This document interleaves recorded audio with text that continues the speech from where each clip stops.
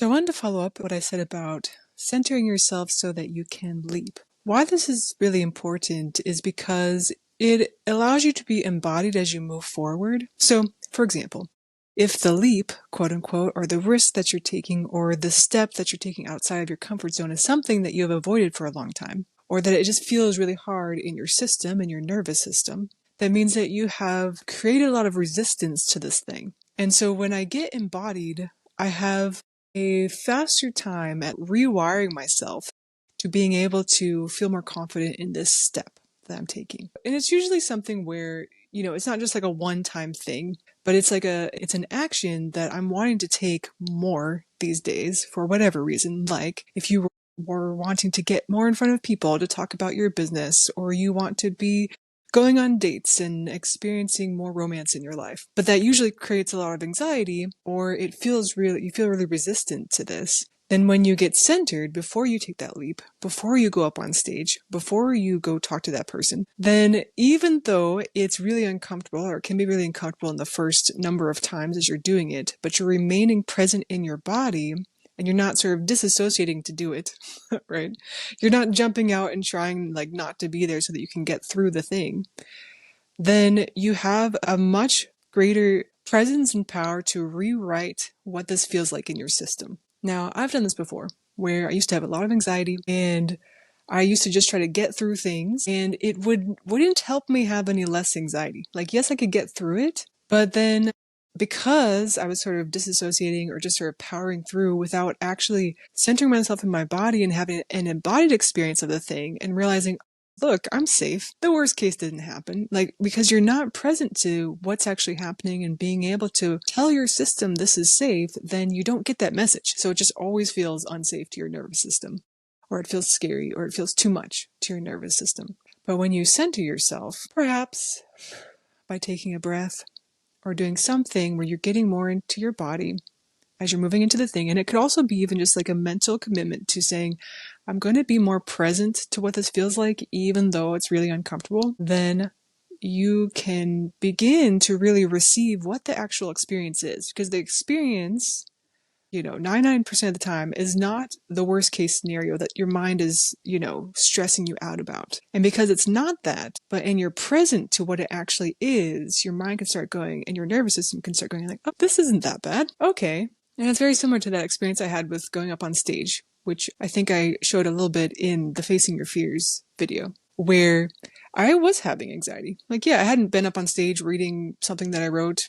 ever, or at least in a very long time that I can recall. And so I was allowing myself to have the fear as I was moving forward, but I was being present, not only to the fear, which can be very loud, of course, in our system and in our mind, but to what the actual experience was. Because I was allowing myself to be present to what was happening, even though it was intense, I was able to also receive what the actual experience was, which then at the end helped me to even want to go back, later. Didn't have the opportunity because I had to travel, but it makes me want to see what's happening in this city, right? To maybe try again and do it again. And it's not really trying, right? It's doing it. There is no try.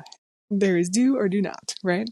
And so as you do it, you show yourself that you can do it. You show yourself that it's not that bad and that you might even enjoy some aspects of it, but you can only do that when you're moving forward, moving into doing it from a place of centeredness, from a place of presence. So centeredness is not just okay, I'm calming my fears. It's not that, because your fears might be pretty loud.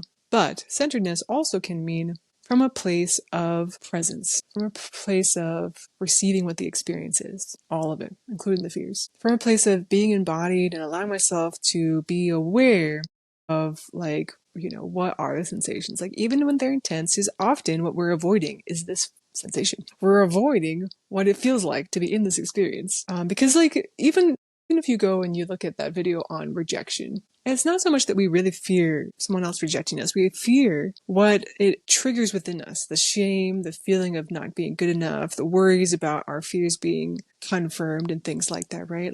Most of the things that really get us stuck in life have to do with our own experience, of our own internal experience of the thing that's happening and the meaning that we're making of it.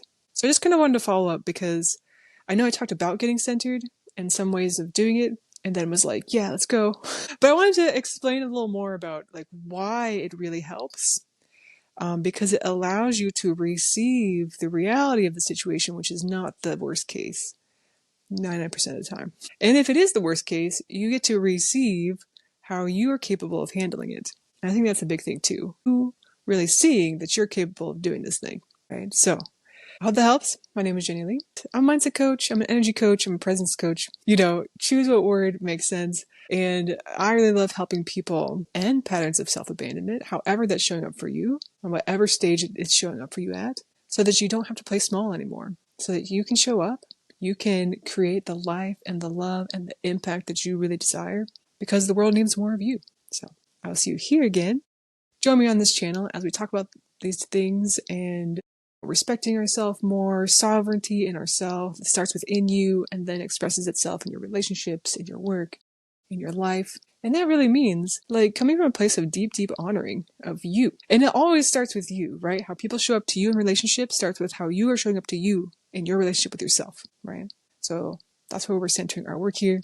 Join me in this. If you want one-on-one support, you know where to find me on my website. Or at least you do if you look in the description. I'll see you again soon.